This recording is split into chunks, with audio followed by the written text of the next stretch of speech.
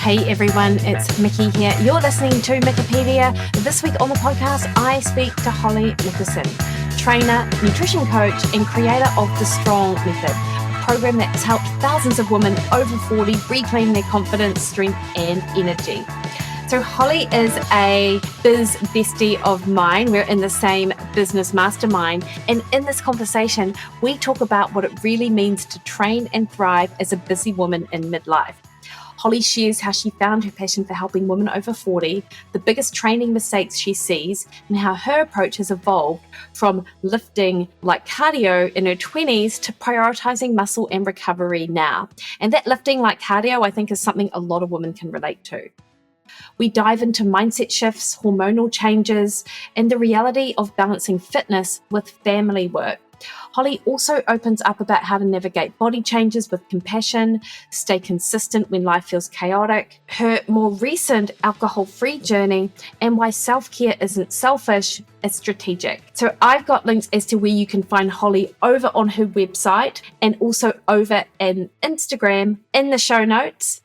And Hollie is a French fry-loving, dessert-ordering, early-to-bed Midwest mum of three who feels most alive in the mountains and always has an afternoon Diet Coke in hand. I appreciate that. In 2020, she swapped her 5th grade classroom for a Zoom screen and discovered a dream she didn't know she had. So what began with 40 women in a garage grew into a global movement. And today, Hollie helps women everywhere get stronger inside and out. And I just really loved chatting to Hollie because she's just got such vibrance and energy and really is one of the sweetest people that I know and hilarious as well. So I really think you're going to love this conversation. Before we crack on into it, I would like to remind you of two things. I have a webinar coming up, Fat Loss in the Festive Season, Wednesday, 29th of October. 1 p.m. and 7 p.m. New Zealand time. So it's run twice, recorded and sent out. Free to join, and I'm going to share with you the 5 habits holding you back during the festive season and 3 effective strategies to help you progress regardless of your goal. So we will put the link to that in the show notes as well.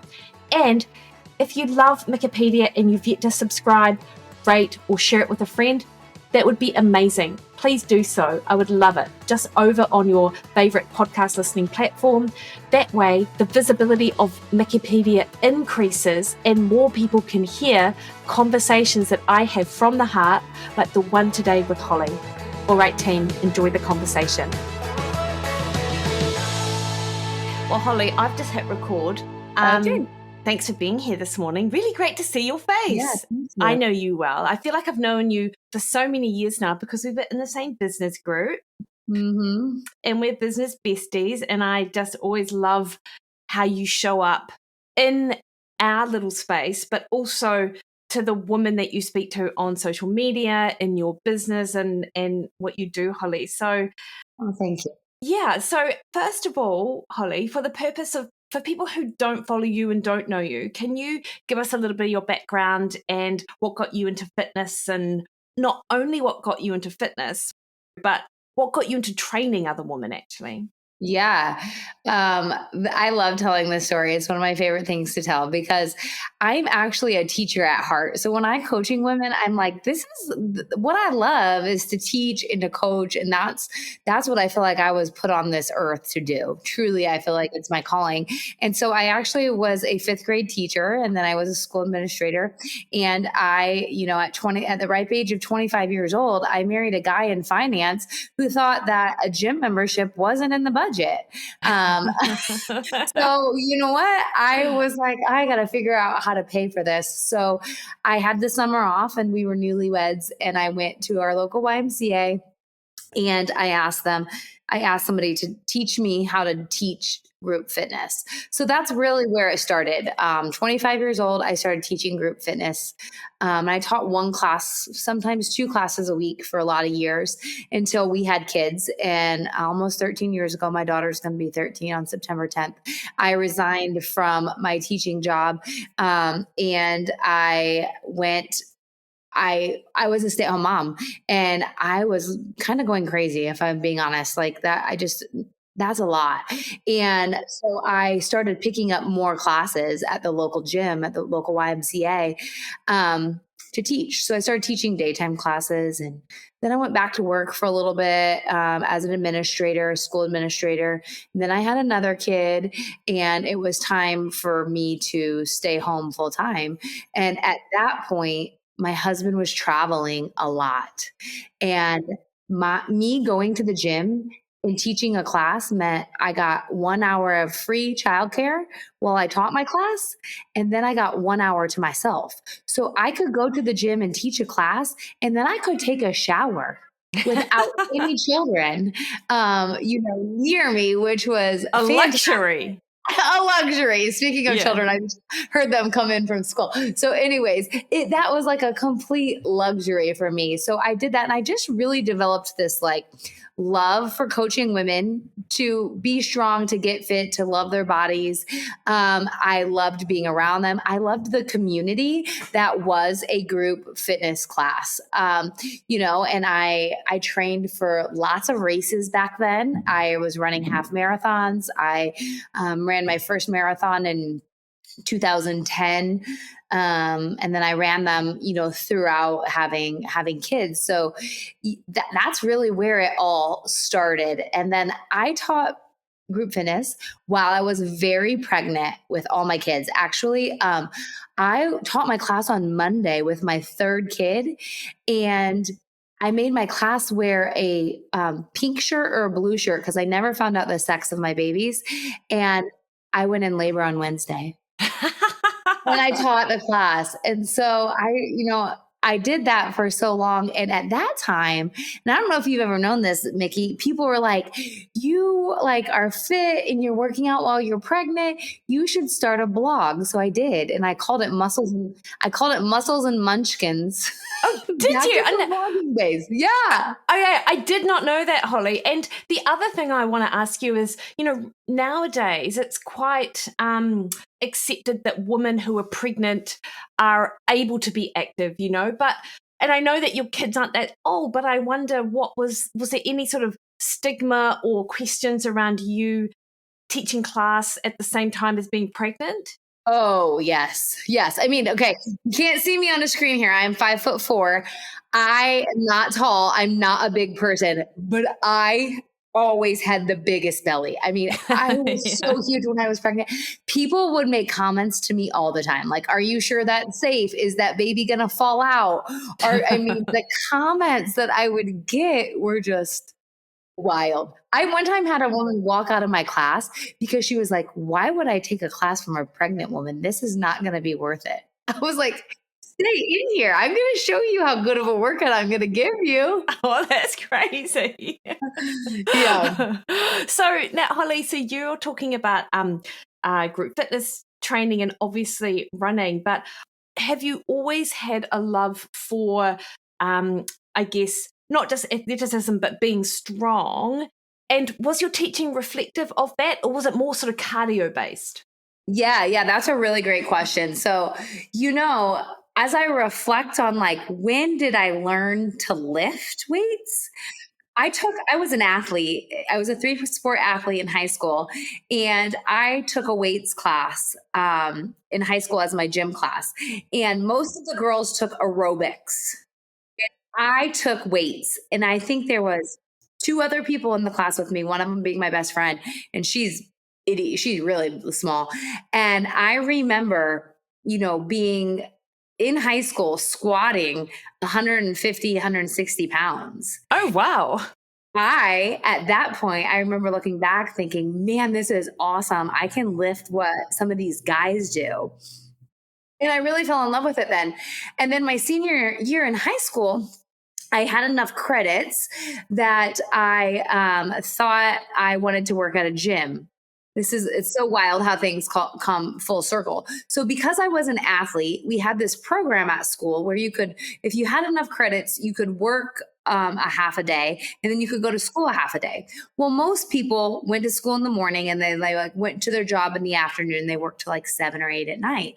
Well, I was an athlete, so I couldn't do that because I had games. So I still wanted to do it, and I worked at a gym. And lo and behold, this is so funny to me.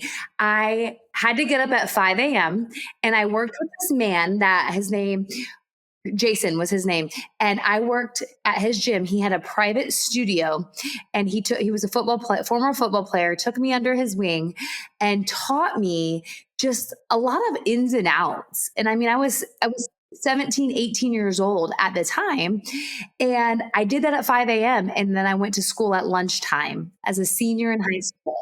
And guess what? I was like, I'm not going to go to college to do this because I was like, it's hard. How would I ever have a family training people really early in the morning and then late in the evening? And I mean, I'm 41, so that was over 22 years ago, and it's completely come full circle, right? Because guess what I'm doing? I'm getting up at 5 a.m. training people, but the impact that I'm able to make now is so much larger because I could never see 350 women a week. And now that's what I'm doing. But back to your question of what did my training look like? I have evolved, that's where I started. And then I have what I call the messy middle. I was teaching group fitness and it was all about the sweat, the burn, light weights, maybe some shoulder presses and then stop and do some jumping jacks. And I look back and I'm like, I can't believe I did that. That's what I was doing. And But then it was so fun. It's so fun. And you get a sweat and it's good for that mental health, those endorphins. And then I myself would sometimes get there early or stay after my class. And then I would go in to the gym and I would lift just by myself. Do an actual workout. Yeah, do it like you meant it. Yeah. Yeah. And that's when I started to cut back on those wild, crazy hit kind of stuff and really focus on what does progressive overload look like? How can I progress this? How can I work with reps in reserve? That my own physical body started to change. And I was like, this is what women need more of. And I'm not saying that you can't do those kinds of classes here and there, but if that's the main part of your workout and your goal is to get toned, then we have to relook at that. We have to rethink that, I believe. Yeah. So a few things that you mentioned, Hollie, that I want to highlight or that sort of made me think is one, your initial sort of foray into gyms was more through experience than what you learn in a classroom. And isn't that just so valuable? Like learning from someone who was in the industry, who it's not bro science, but how much of what we know now as sort of the way to do things has actually come from the gym. And then it's been studied. Like so often practice comes before the research, and you were sort of in there living and learning it 22 years ago. Like how valuable is that? That's so great. Yeah. But then also the sort of circuit training, the Metcon type training, that's the stuff that a lot of us are much more, we lean into that probably because of that calorie burn and the way that it feels at the time, right? I think that stuff got really popular at the same time as our polar heart rate monitors, which were before the Apple Watch, and then the Apple Watch made that calorie burn more important because I mean, I look back when, me and all my stay-at-home mom friends were going to the gym and we had all just gotten Apple Watches and we could add each other on challenges and we'd be comparing like who had the most calorie burn in the day. And I think that perpetuated women chasing after that calorie burn because they're like, I just want to see how many calories I can burn. And I deal with that way a lot in my program. When people come to me a lot, they're like, man, I just can't believe that workout was so good. I'm really, really sore. And the calorie burn isn't as much as if I were doing a boot camp. Yeah. I get that a lot. Yeah. Yeah. No, totally appreciate that. And then, so Hollie, how did you, because I'm always interested in someone's business journey, was it COVID for you that sort of moved things online? Like how did that look? Yeah, good question. So, I continued to teach group fitness while my kids were little, staying home. And when COVID happened, I had a first grader, I believe. I think Claire was in first grade, and then two preschool boys. And so our life, Claire came home and the boys stopped preschool. But I had kids home most of the day, anyways. And I was just teaching group fitness at my church. I was teaching group fitness, at the local gym. I was doing a lot of those classes. And I really wanted people to be able to continue working out with me. And so I just started doing some free classes on Zoom during the pandemic. And I said, just use what you have at home. I hope you have some weights. People were like getting on Facebook Marketplace and buying them and things like that. And I started doing them, and they were becoming really, really popular. And I wasn't charging for them. I was just doing them out of the kindness of my heart. And it was like, Mikki, now that I know, it was just like an ongoing freebie that never ended. It was like an ongoing. And so when the gyms opened back up at that time, I was like, okay, I'm closing down my little virtual fitness studio that literally I just got online and, taught every day. Twice a week is all I taught. And people were like, well, I never went to a gym. So can you keep doing this? Or they'd be like, well, I didn't actually work out and you just taught me how to do this. Or I was a runner and I never did strength training and now I know how to do it. So can you create a program? And that was in the summer of 2020. And I created my very first program and I just quickly named it Strong because I had no idea what else to name it. And I said, sure. And I think it was 6 or 8 weeks long that first summer. And I had 40 people sign up.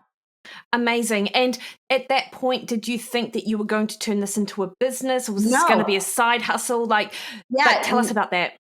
So I had 40 people, and when it was done, I said, okay, I'm done. I'm going to go back to my house. And I was teaching the classes at the time out of my garage, and I'm going to back to my stay-at-home mom.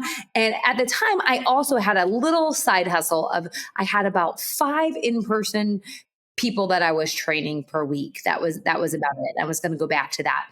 And people were like, no, keep doing this. And I said, okay, one more time. I'll do one more. And I think that time, maybe I had 50 or 55 sign up. It was a little bit more than the first time. And then same thing happened. They were like, keep doing this. And at that point I said, okay, this is a little earlier than I expected me to go back to work. Our family plan was that once my youngest was in kindergarten, I was going to go back to work as a principal of a school. That's what I was trained to do. And I looked at my husband and I said, I know it's a little bit early. This was the winter of 2020. So Sam had a half of a semester left and then he went to kindergarten. And I said, but if I'm going to go back to work, why not give this a shot? People want this. So you know what? I'm going to go all in and, I'm going to maybe learn how to do this. And so I did it for, about all of 2020, or that was half of 2020. And then I did it all of 2021. And I just kept growing it. And by the way, at the time I was delivering workouts on a PDF. I had no email list. I had no back-end registration when I met you in Legacy. I don't know if you remember, but Shantae was like, how are these people paying you? And I was like, they're just sending me Venmo. She's like, you're not collecting their email address? And I was like, no. And that winter I was like, if I'm going to do this, I'm going to actually hire someone to help me take this from where I've gotten it so far, which I think was at that point when I joined Legacy, I think I had like 75 members maybe. And then from there it was like, I'm going all in. I don't do things. I don't half-ass things very well. So I just was like, if I'm going to do this, I'm going to do it right. Yeah, nice one. And teaching is always going to be there if, for example, you're like, okay, I'm done now. Yeah.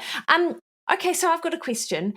Who did you know? Did you meet Jill first or Shantae first online? Because I don't know that I know this about you, Hollie. Like, how did you find either? Oh, you're going to laugh. Jill's ads were clearly working Yeah. because I was fed an ad. I think I followed her, but her stuff wasn't coming on my feed. I think I bought a fitness program from her years ago. So she was probably running a retargeting ad, and it came up on my feed for her mastermind.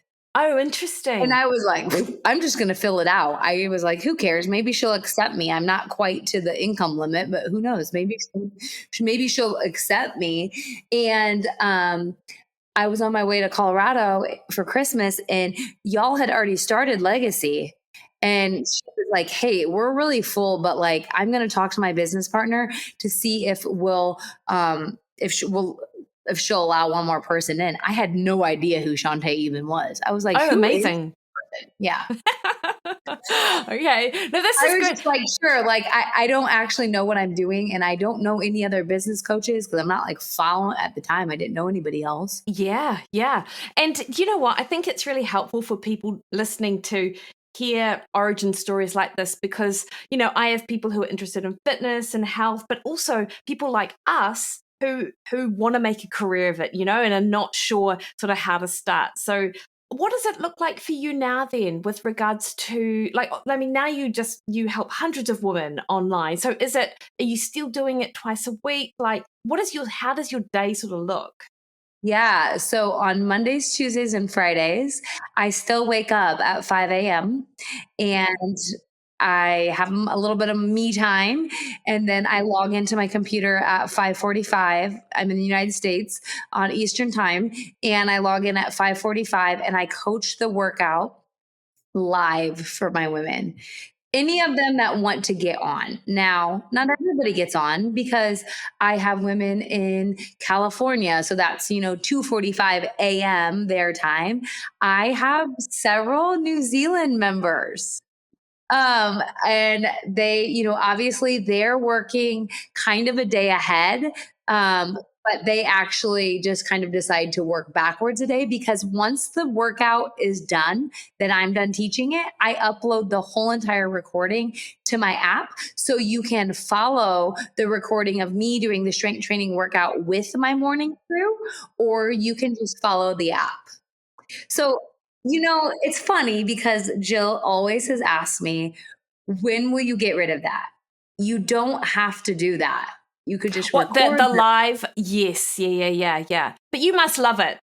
I love it. And it makes me feel connected to my members because I know exactly if they're posting in the app, in the community part, and they're like, my legs hurt, or even that exercise didn't feel very good. What was I doing wrong? I actually know exactly what you were doing today because I was doing that workout with you. And that's important to me to like feel connected to my members so I can ask questions. And the reality of it is, I was put on this earth to teach, and my classroom just looks different. It would be like a teacher never showing up in their classroom and meeting their students. And I just feel so passionately about that I don't think I'll ever get rid of that piece. Yeah, and that's so nice, and I appreciate that. And everyone does it differently, right? Like some people would be perfectly fine to do it as just as an app without that follow along, but it is nice, particularly in the careers that we have, to do something in that real time, because otherwise we're sort of working by ourselves.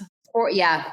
And the other thing we kind of talked about before you pressed record is like the real aspect. I show up and do these workouts, roll out of bed, throw on a baseball cap, put on my workout clothes, do not put on any makeup. Sometimes if my husband is traveling, my kids come down and will be like, hey, what's for lunch today? Hey, can I pack? Hey, can I buy? I'm juggling the same exact things that most of the moms that I'm working with are as well. And so there is that factor of they can relate to me so much more because it's not this huge studio production. I'm here in my house, I'm here in my basement. I just rolled out of bed just like you, and we can all together make 40 minutes happen.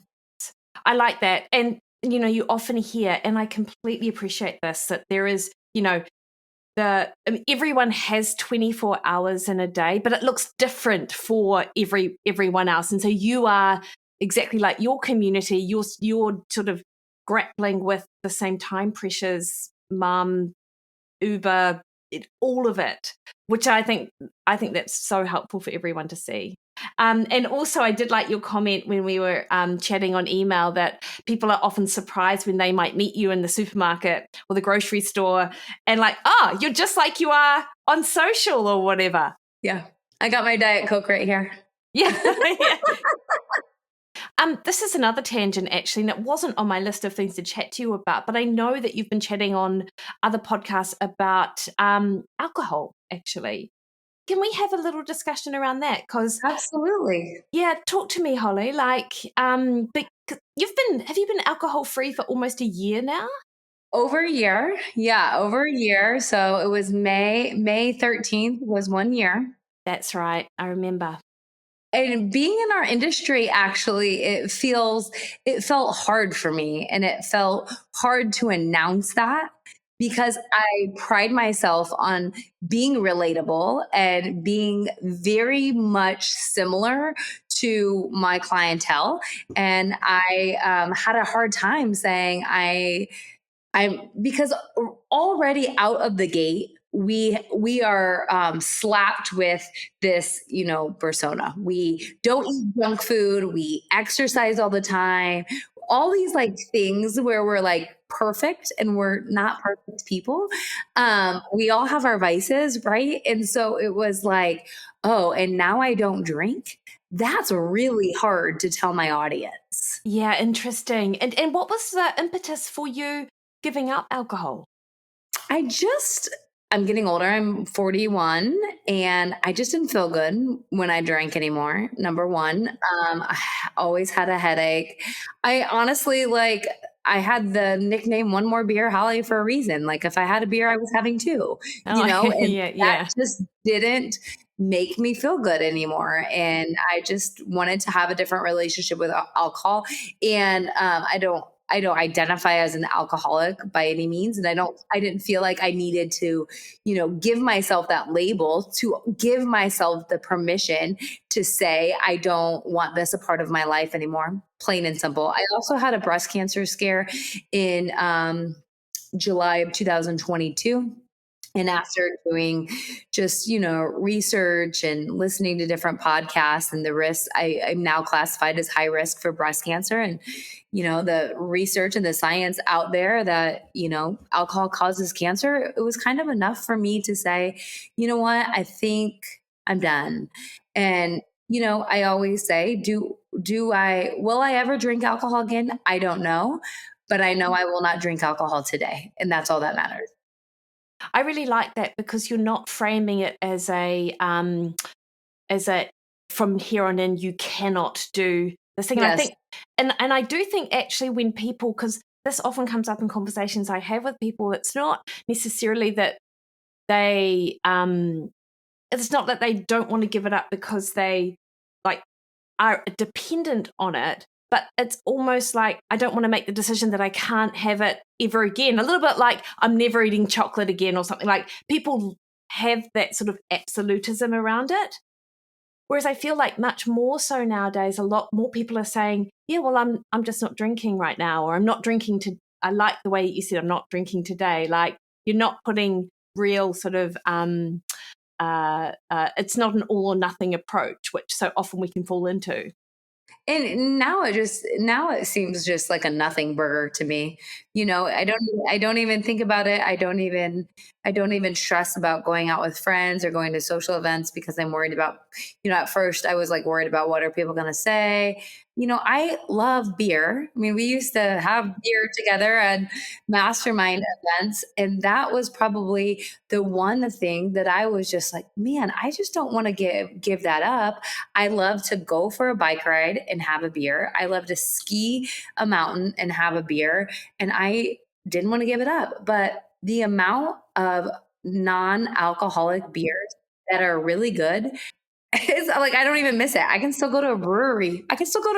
And order a beer. It's amazing to me. So, and then I don't have a headache and I feel fine the next day and it's all good.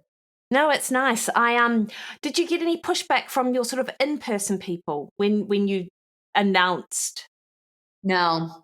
Actually, the amount of people that have come out of the woodwork and have been like, I've really thought about giving it up. I've really thought since I've opened up about it, it has been really just everything but support from my clientele. And the people in my membership have been super supportive. My husband has stopped drinking as well. Um, like just he was like, and to him it wasn't like, oh, she's stopped drinking so I'm gonna do it too, or it wasn't that I pressured him, but it was just like, that's just not what we did anymore together. It wasn't like we are gonna go have a beer. It was like, we're gonna go play pickleball and have brunch. That's what we're gonna do together. And so it just was the snowball effect for him. It was like, oh my gosh, I haven't drank in so long. And then he looked down at his watch and he's like, Holly, it's been 6 months since I've drank.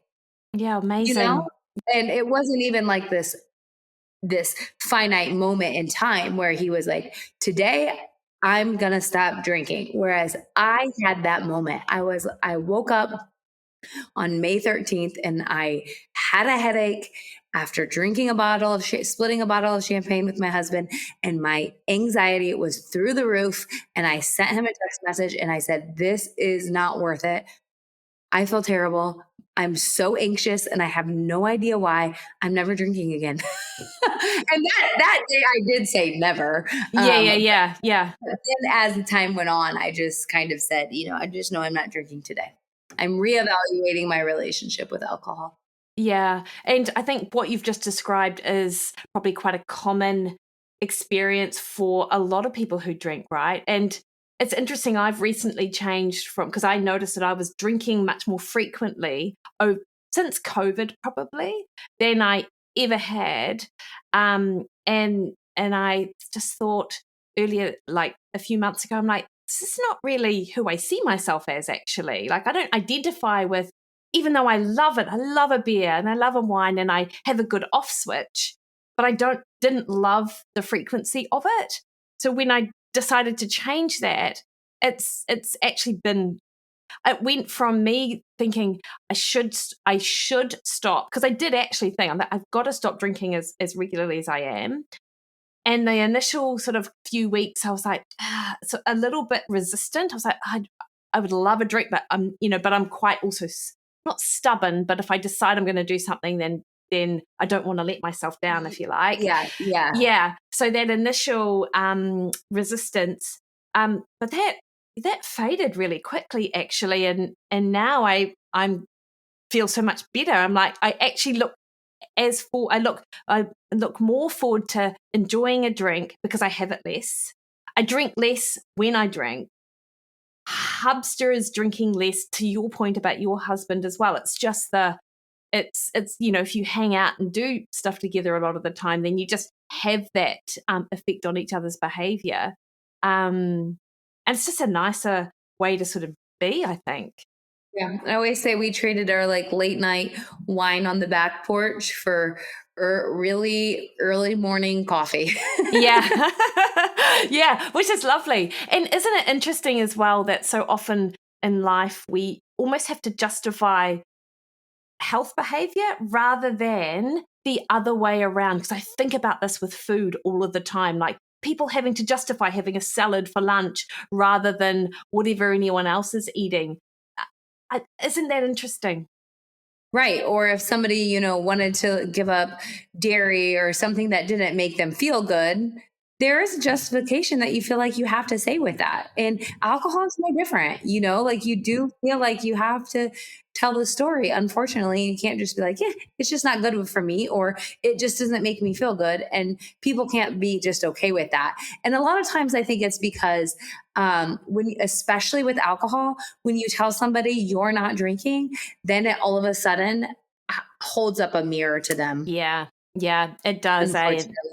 Yeah. And same with food, and same with sort of exercise as well. Like exercise. Yeah. Yeah. Like when I talk to people about like my running, like so often when they talk about their running, they're like, oh, well, I'm not a real runner, or I'm a slow runner, or they almost qualify the fact that they're not like some elite athlete. So unnecessary. I'm not sure why people feel the need that they have to do that. I don't know, it's not imposter syndrome, but do you notice from any of your clients or the women you work with that they just feel a bit less than sometimes when they come into your group, and just because they don't feel as experienced, or I don't know, what do you? Yeah, not necessarily from the people who come in my world and work with me, because I do think that I've done a good job in my business of allowing them to say, this is where I am.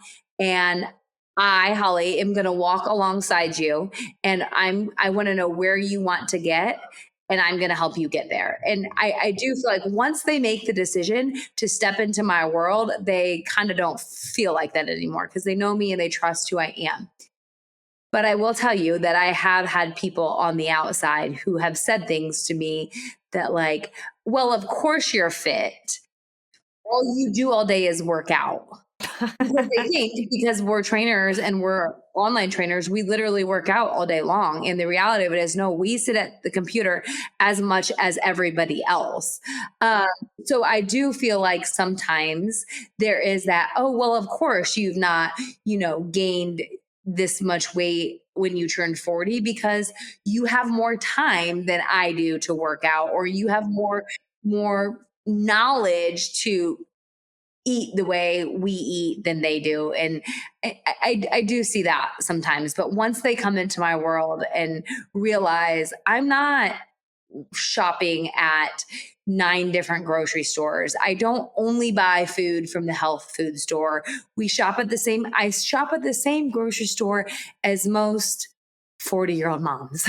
Like, my grocery list actually probably looks very similar to yours. My kids ask for sugary cereal and sodas and all of the things. The difference is there are some boundaries that we have around food in our house that I am a stickler for, And I feel like that would be the same regardless of whether or not you were an online trainer or you were a principal at a school, 100%. Before I was an online trainer, I was a 5th grade teacher, and I ran a program at my school called Girls on the Run to teach girls confidence through running.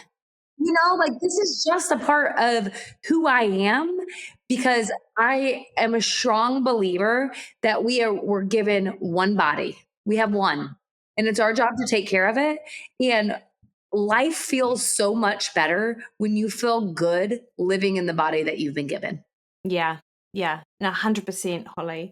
And, when I'm thinking about women who you work with, like, do you often come up against women who are like, I just don't have time, Hollie? So, like, what are some of the strategies or the things that you talk to your women about that might help them? And it's not it is priorities, but to actually sort of see that, I suppose. Yeah, that's probably the one pushback I get from people before joining my program is I don't have the time.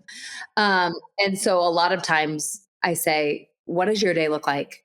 Is there a time that you can find 40 minutes? My workouts are only 40 minutes. I'm not asking you to drive to a gym.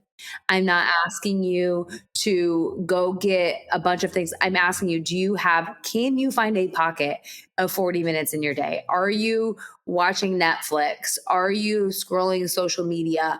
Are you, sitting on the couch and reading a book? While reading is a really great thing. If you're unhappy with your body, you can put it in an audiobook and do your workout. Oh yeah, 100%. Yeah. Just really, getting through, breaking down those barriers that what is happening. A lot of the women I work with are moms, and they are my age, and they have lots of kids that they're running around. And I literally always say, I know this is weird, but you can put 2 sets of dumbbells in the back of your car, and I know you are sitting at practice. And if you don't feel comfortable doing your workout while you're at practice with your kids, put your phone down and go for a walk. Like, go get some steps. Like, you will never see me sitting at my kids' practice. I'm like, goodbye. This is your practice time, not me. I'm going to go for a walk. I'm going to go take care of things that I need to. And so really, giving women the permission to have boundaries in their house that say, no, I take care of you 12 hours a day. I do things for you 14 hours a day. I'm going to take 40 minutes for myself. And a lot of times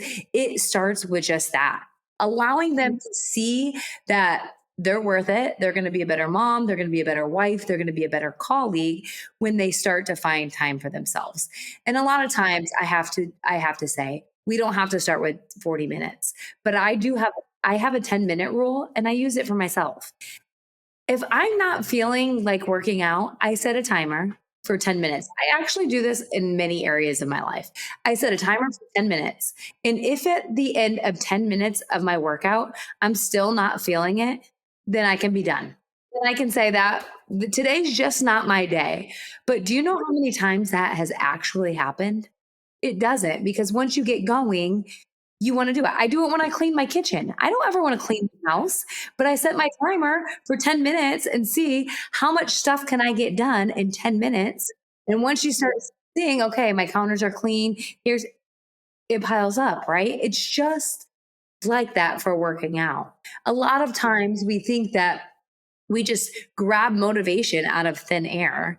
And most people are not just motivated. We're motivated because we took action today, and it's going to drive our action tomorrow and the next day. I love it. And the thing is that when you build on that momentum, you remember how it feels to have done it. Yeah, so that's doing it. Although, to your point about putting the dumbbells in the back of the car, like, I do think there needs to be some sort of normalization around just working out in areas where we wouldn't otherwise work out. Like, so I don't know if you remember this, but like last year, I think there was a study came out that showed that if you did 10 squats every 45 minutes, it helped with your post-meal glucose. Yeah. And I thought, you know what, like, I bet you if anyone is like reading this and thinking about it, they're not going to think that they're going to get up from the couch in the middle of watching a Netflix thing to do 10 squats. But if they did, I bet you the people around them would be like, what the hell are you doing? Like, how, and like, what a weirdo. So it's weird to do the activity rather than being weird to sit on a couch, you know? Like, again, it's 100%. That normalization. I always say, then go to the bathroom stall when you're out with friends. And when you go pee, go squat to the toilet 10 times. Yeah. It's like when I'm in an airport, you know, if I'm doing, because clearly doing a long haul travel, I'm like, right, I'm just going to do 10 squats and 10 press ups. I'm going to do 100 in total because it's my workout for the day. And I don't care if I'm going to do it around all of these people. I'm never seeing these people ever again. 100%. And you know, I always say, if people aren't thinking about us, they're like, okay, maybe they had a thought for 1 second thought because you were lifting weights at the soccer field. They had a 1 second thought. I guarantee that 1 second thought was, man, she's disciplined. Man, I wish I could be like her. That's probably their 1 second thought. Their 1 second thought was definitely not, oh, she's a weirdo. No, I know. And I to your point earlier about people think that your behavior is a reflection on how you feel about their behavior, you know, with the alcohol thing. And like, if you're not drinking, then clearly you must think that I'm an alcoholic or whatever goes through their head. So it's the same thing with the way that we eat or us exercising. Like, if someone takes what we do personally, then that's actually on them. That's not on you. Yeah, for sure. Yeah, I do feel like more people need to have that sort of framing around it so they feel more comfortable just doing things that align with the life that they want to lead. Because I think often think that holds people back from actually doing things. 100%. And when I start to give my women these ideas, put them in the car, would I rather you go, you know, be in your gym where you have 10 different sets of dumbbells to choose from so that you're picking yeah, of course I would. But not every situation in our day is going to be 100% perfect. So we have to work with what we have. And if Thursday is the day where your kids have 4 different practices amongst 3 kids, and that means that the dumbbells in the car at the baseball field or the soccer field, then that is what it is. And we're going to consider it done. done is done. No matter how it looks, done is done. And once I give my women the permission and the ideas to do that, they're like, okay, you ripped the Band-Aid off once. I did it at the soccer field. This has just become my daily ritual. Yeah, nice one, Hollie. So you also, like, you sort of came from that athletic running background, but always lifted. And then obviously, like, I feel like you've probably moved your, you mentioned, like, we've got to get in the gym if we want to be quote unquote toned. People don't like the word toned, although I actually just think everyone understands it. So, I mean, they know what we're talking about. But where are you on that cardio front for the women that you work with? Like, you give any recommendations around that? Yes. I feel like the cardio versus weight training, we're like this. We're just, bumping heads all the time. And we don't need to be, because we need them both, right? Like, I do truly believe that. And I will say that when I started my online business, I was more, I was probably more on the side of like weights are more important. And I do think, depending on your goal, this is what I say. If you only have 45 minutes a day, what do I want you to do? I do think that the weights are going to carry us farther in our life. They're going to be better for our longevity. They're going to be better for our metabolism. And there is a time and place for cardio. Like, I personally love like a 4-day lifting workout week with like 1 or 2 days of cardio, depending on your goal. Obviously, if I have a client training for a race, it's going to look different. If I have a client who's like, I want to lose a little bit more fat, we can say, okay, let's implement a little more zone 2 cardio to bump up that calorie expenditure to get into that fat loss. I do give those recommendations, but I'm also a big believer that we can't just block out the fact that when we do cardio, it's good for our heart. Like, hello. I mean, I can't get rid of that, right? And I personally want to be cardiovascularly healthy because there's things that I want to be able to do for a long time. And with my kids, with my grandkids. And that happens when we're still incorporating some cardio. And can you lift weights, like a leg day? Does my heart rate get up? Yeah, for sure. But you still need that steady state cardio. I do feel strongly about that. And also, I love sprinting. I think like doing sprints is a really great workout. And shame on whoever started the trend to make women afraid that it was going to spike their damn cortisol too high if they sprint. I'm pissed at that person. I know. It's crazy. And to your point, like, cardiovascular disease is the number one killer of women. And no one really, I mean, people talk about it, but it's not often talked about on social media. And that's cardiovascular work. And to your point on cortisol, oh my God, like, honestly, I can't with it. I know, neither can I. Like, people just create these little boogeymen, and then there's just like neuroses and everything is blamed on cortisol. And I'm like, oh, we've just got to stop with it. Mm-hmm. Yeah. Hey, Hollie, how, I didn't actually put this as a question to you when I sent you through what I might be asking, what we might be chatting about, but how prevalent are people on GLP-1s where you are and things? Like, what's it like for you over there? Everywhere. Everywhere you turn your head, somebody is on a GLP-1.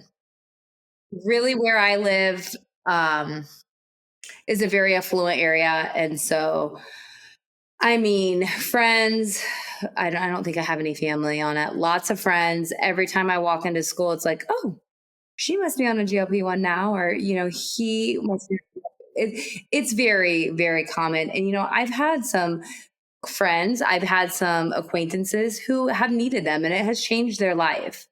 And I'm going to talk to you about something that has really been bugging me and has been on my mind. And I'm like, how do I put this on social media without just getting, I don't speak up very loudly about it because the wrath is insane. But I think my biggest fear with this is, as a society, we have come back to this women have to be skinny. That's really what I'm afraid of. Like, we have worked so hard to tell our girls, you don't have to be skinny. Your body is great and it's good and it's strong. And now we're up against a bigger battle of, and I'm not talking about the people that are 200 pounds that really need this. I'm talking about the women who maybe want to lose, 10 to 15 pounds, and they're taking a GLP-1 for that. I just am fearful as a mom of a girl. I'm very fearful for the message that it is sending to our daughters. Yeah, interesting. And I feel like it's so easily accessible if you have money where you are to be able to get it. Whereas here in New Zealand, like, it's expensive and just not as accessible. And we don't have those compounding pharmacies and things like that. So it's much more likely that the people who genuinely really benefit from it are those that are like, they're much more likely to be the ones that are on it, and the small pockets of quite rich people who can afford it here regardless. But I feel like it's a bit different, or we just haven't had the length of time of it being available here to what you've had. Yeah, what are your thoughts on it? You're not seeing it as much. Not seeing it as much. It's Wegovy has just been has just sort of landed, and it's not funded, but it can be prescribed. It's $500 a month, and I think that programs like yours, Holly, and programs like mine are so important for anyone considering a GLP-1, because you have to be strong, and you have to eat. You have to try get your nutrients in as much as you can, right? So I don't feel like there's not some sort of like professional like concern that I'm going to be out of a job or anything like that. And clearly for you, I don't actually have that concern either, because of two things. Because if you're on a GLP-1 and you're not strength training, you're doing your body a disservice. And the people that I'm looking for, the people that are my ideal client, the people that are attracted to me are not the kind of people. Do I have people on GLP-1s? Yes. But even when they come to me on a GLP-1, they are like, I want to change my lifestyle. I want to eventually get off of this. And I'm like, great, let's work together to do it. I don't attract people that want a quick fix. I attract people that want health and longevity and want to be able to do things. And do I recommend that someone that's on a GLP-1 lift weights? Yes, because if you don't have muscle in your body, your metabolism is going to slow down. It's not rocket science. Like, muscle mass is the one thing that tells us how fast our metabolism is. Period. The end. I don't know how else to say it. Yeah, no, 100%. And so my thoughts on it is, I'm genuinely happy that there's an option for people because there really are people who literally have struggled their entire life with things that I wouldn't understand, like food noise, because I've never had food noise. So how do I know what that's like to live like that? I also think that there's a lot of so I feel like there's a lot of backlash against people going on it, because almost everyone assumes that anyone trying it is actually just after the quick fix, not related to what you've said at all, but what I've seen, like the way other people talk about it. And I also think that too many people get so emotionally wound up that other people are taking it. It's like, you don't have to get so emotionally wound up about someone else taking the drug. I don't know, like, there's just, I see a lot. I also think it's been very beneficial drug for women with PCOS. I've seen that a lot. They have such blood sugar regulation problems that it has been life-changing for women with PCOS. And for them, I'm happy. A woman I know that is an acquaintance of mine has lost, I don't know, over 100 pounds. It's changed her life. Genuinely happy for her. Genuinely happy for her. The piece of it is, the ones that are going after that extra 10 pounds, or they just really want to be skinny. I just I just wonder where we're going with that as a society. Are we reverting back to, like our time when our moms did everything low fat, all this just to be, tall and skinny, and that was the way to be pretty? I'm just feeling that, when I'm seeing that, and that to me is hard. The other thing to me that is hard is when people are taking it and they're not really changing their lifestyle, which is fine. If you take it and you don't want to change your lifestyle, that's on you, right? And we as moms are then still feeding our kids the same thing. This is an ongoing generational problem. That's where I just see some concerns. And it's just all around lifestyle. But again, the people that can use it to change their habits, it's been life changing for them. Yeah. And I do, programs like yours, Hollie, and the way that you show up on social media and talk about strength and talk about the benefits of being strong, however that looks for the people who are sort of receiving the message. Like, I think that's just so important because it really is speaking to valuing our body for what it can do. And to your point, how it can carry through the decades rather than what it looks like. And so that's what I really love. Yeah. 100%. Nice one, Hollie. So you mentioned obviously that you've got you being online, you can like help women everywhere. Can you tell me and tell the listeners how people can connect with you, your app, your programs coming up? Share with us, Hollie, just what you've got. For sure. So you can find me on Instagram at Hollie Nicholson Strong. I always have to say this disclaimer. My name is spelled I-E, not with a Y.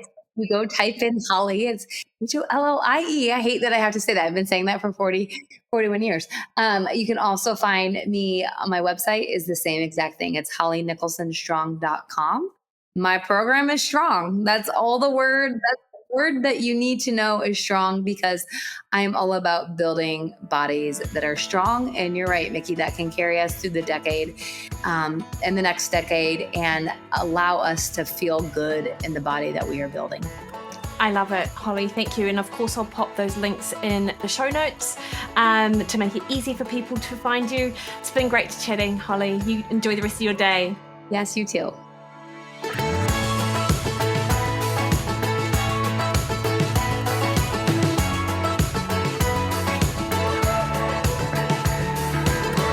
Alrighty, hopefully you enjoyed that. I just love chatting to my mates on here and really getting insights not only into their business, but also just their lives and how they've got to be where they are. So hopefully you've enjoyed that too. I always love a conversation. Next week on the podcast, I speak to Professor Mike Snyder about CGMs, metabolism, and our gut and metabolic health. You're going to love that. Until then, though, you can catch me over on Facebook at Mikki Williden Nutrition, Instagram, Threads, and X at Mikki Williden, or over on my website, MikkiWilliden.com. Scroll right down to the bottom and jump on my email list. And you can hear from all of my updates and get my weekly newsletter every Monday. All right, team, you have the best week. See you soon.